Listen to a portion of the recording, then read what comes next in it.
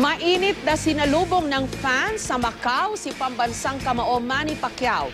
Maliban sa mga kaanak, kasama rin ni Pacman ang mahigit 300 tiga-suporta para sa laban nila ni Chris Algieri sa linggo. Pero kung enggrande ang pagdating ni Pacman, simple lang. Ang kay Algieri, natutok pa rin sa kanyang training. Live mula sa Macau, may report si Connie Sison. Connie. Yes, Jessica, katatapos-tapos lamang nitong grand arrival ng magkatunggalin na si Manny Pacquiao at ni Chris Algieri, no?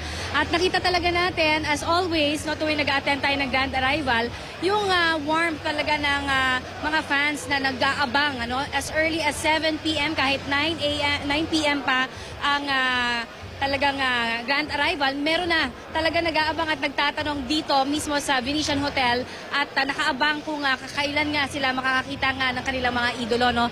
At ayan, katatapos lamang pero nakikita niyo pa rin, ano, na kanina punong-puno ito ng mga fans nitong dalawa, no?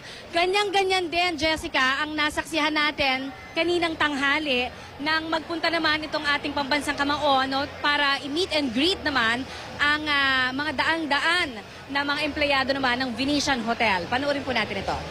Manny! Manny! Manny! Manny! Manny! Dumadagundong, nahiyawan at sigawan ang sumalubong kay pambansang kamao Manny Pacquiao pagdating niya sa Venetian Hotel sa Macau. Walang pagsidla ng tuwa ang mga boxing fan nang masilayan ang kanilang idolo. Game na game ding pumirma ng autograph si Manny at nakipag-selfie pa kasama ang fans. Proud kami na Pilipino! Proud! Proud! Mabuhay ka, Manny Pacquiao! Mabuhay ka, Manny Pacquiao! Good luck, Manny. Kailangan manalo ka ha para sa bayan. Ha? Masaya ako, masaya. Kahit busy ang schedule buong araw, hindi naman pinalagpas ni Pacquiao ang pagkakataong mag-gym training. Todo hataw ang bawat suntok niya sa shadow boxing. Lalo na sa punchmits training nila ni Coach Freddie Roach. Ayon kay Pacman, lubos ang kanyang paghahanda para sa laban nila ni Chris Algieri. Bukod kasi sa nakataya ang kanyang WBO welterweight title, nananatili ring undefeated si Algieri. Kasamang dumating ni Pacman ang kanyang asawang si Jinky at bunsong anak na si Israel, habang sa Webes naman susunod ang 4 pa nilang mga anak. Present din sa Macau si Mami Janisha at nobyo nitong si Michael. First time niya nanood sa personal laban. Pagtapos naman New Year, paalis na siya. New Year, January. Siya pupunta?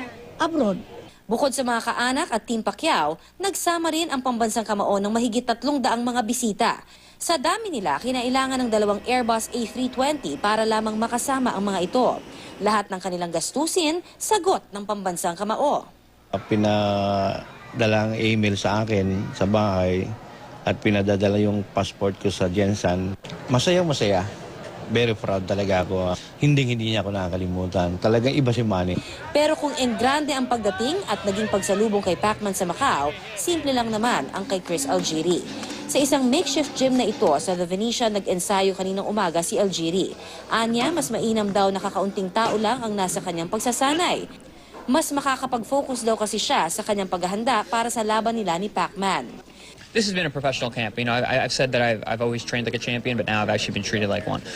You know, I've had my own facilities and everything really just came together really well. My team did their job and we lined everything up just right. Sinimula ni Algieri ang kanyang workout sa plyometrics at conditioning exercises. Nag-focus din siya sa kanyang jabs na kanyang puhunan daw sa laban nila ni Manny. Kumpiyansa naman si Algieri na kaya niyang talunin ang veteranong si Pacman. My youth and my hunger. You know, that's something different that I don't think he's seen in a while. And I'm gonna come at him and make him think. Would you dare make a prediction for the fight? I'm gonna win.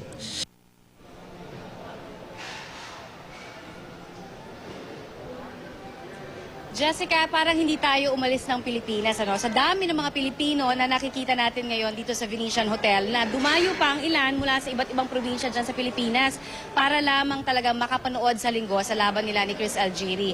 At bukod dyan, syempre, dumagdag pa doon sa madaming Pinoy na talagang pumunta dito yung bit-bit mismo ni Congressman Manny Pacquiao mula naman sa Jensen na 300 na mga kapitbahay, kababata, kaibigan.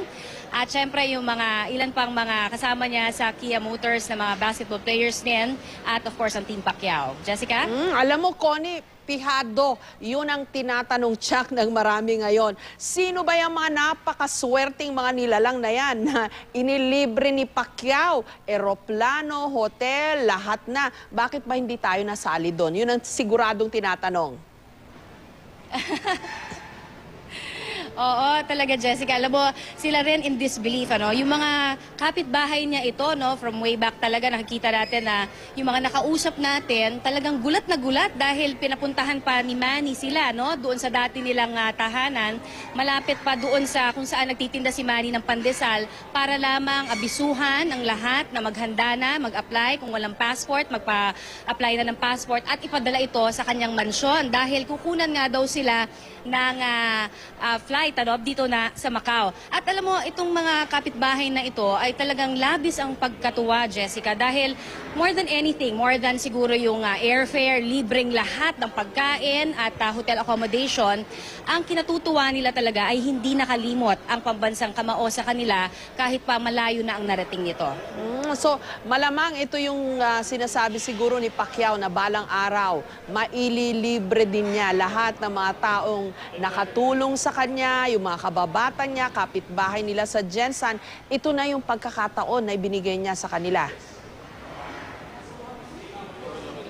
Yes, Jessica, isa lang daw ito sa marami pang gusto niyang ibigay na pagkakataon para makatulong. In fact, Jessica, alam mo, siguro sa tagal ko na rin kino-cover itong si Congressman Manny Pacquiao, nakita ko kasi off and on camera yung consistency niya sa pagtulong.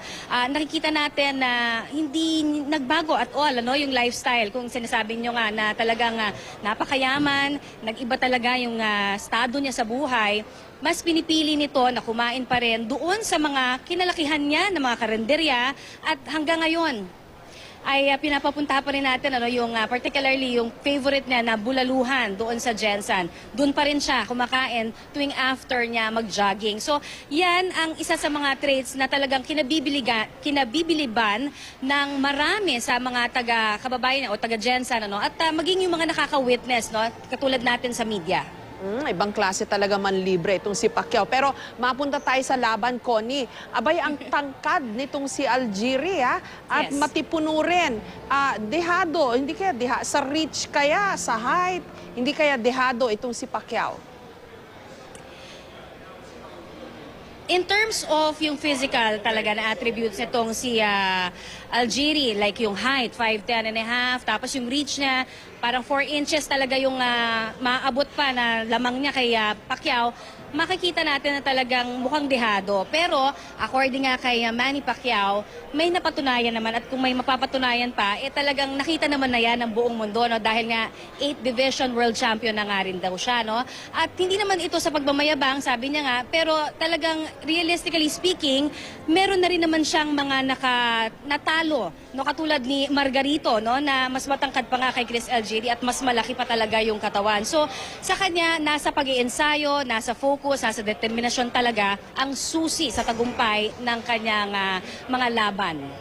Batay sa naririnig mo dyan na, Connie, ano bang style nitong si Algieri? Sumusugod ba ito? Mabangis din ba ito? Malakas din ba ito sumuntok? Alam mo, Jessica, kanina, nagkaroon tayo ng pagkakataon na makita, masilip yung kanyang training. Ang napansin lang, nag-uusap-usap syempre, yung ilan sa mga mahihilig talaga sa boxing, at nakakaintindi ng husto in terms of sa style. Ang napansin nila, yung jab nga niya ay talagang parang may mga trick siya na biglaan parang susundot kunyari pero hindi niya itutuloy pero yung kabilang kamay niya ang tutodo.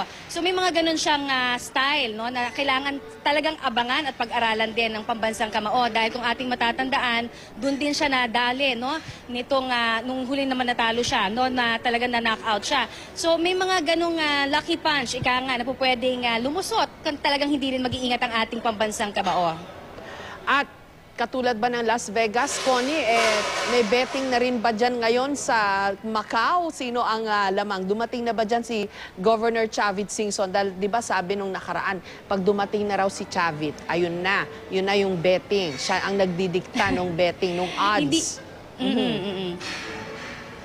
Hindi pa natin na-update talaga, Jessica, kung ano yung betting as of the moment. Pero ang balita talaga natin, of course, ang talagang lamang, of course, si Manny Pacquiao pa rin. Marami pa rin ang talagang pumupusta.